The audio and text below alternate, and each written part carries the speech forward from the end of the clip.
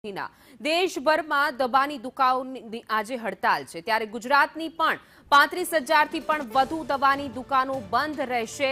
Online દવાઓના વેચાણનો વિરોધ થઈ રહ્યો છે। એક દિવસીય હડતાલ પાડીને વિરોધ કરવામાં આવી રહ્યો છે। ઘણી જગ્યાએ વહેલી સવારથી જ દુકાનો બંધ જોવા મળી રહી છે।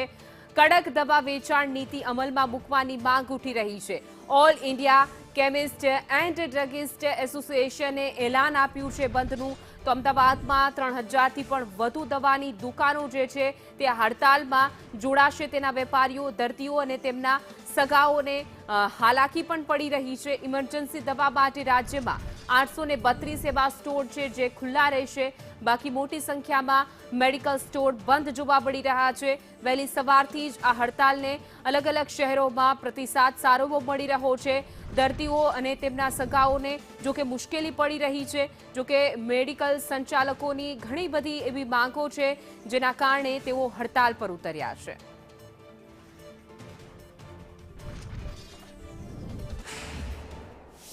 સર, જે ઓનલાઈનનો વેપાર ચાલી રહ્યો છે, કોરોના કાળ દરમિયાન બે ડ્રાફ્ટ નોટિફિકેશન જે બહાર પાડ્યા હતા કે કસ્ટમર રોડ ઉપર ના આવે અને સંક્રમણ ન ફેલાય, હવે આજે કોરોના નથી ત્યારે એના ઓઠા નીચે ગેરકાયદેસર ઓનલાઈનનો વેપાર ચાલી રહ્યો છે। ડ્રગ કંટ્રોલ ઓફ ઇન્ડિયા દ્વારા પણ આના ઉપર એક્શન લેવા છતાંય કોઈ એક્શન નથી લેવાતા કારણ કે મોટા મોટા ચેમ્પિયનો છે।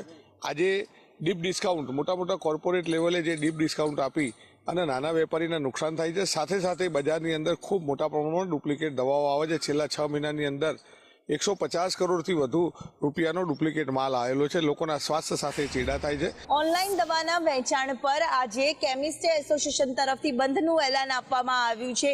દેશભરના મેડિકલ સ્ટોર્સ આજે બંધ રહેવાના છે, જે અંદાજિત 12 લાખ જેટલા સ્ટોર છે। જ્યારે અમદાવાદના પણ વિવિધ સ્ટોર્સ છે તે આજે બંધ રહેવાના છે। આપ દ્રશ્યમાં પણ જોઈ શકો છો કે વહેલી સવારથી કેમિસ્ટ એસોસિએશન દ્વારા અલગ અલગ જગ્યા પર દવાઓની દુકાનો બંધ રાખીને વિરોધ કરવામાં આવ્યો છે। અમદાવાદના 3,000 ગુજરાતના 35,000 જેટલા સ્ટોર બંધ રાખવાના છે।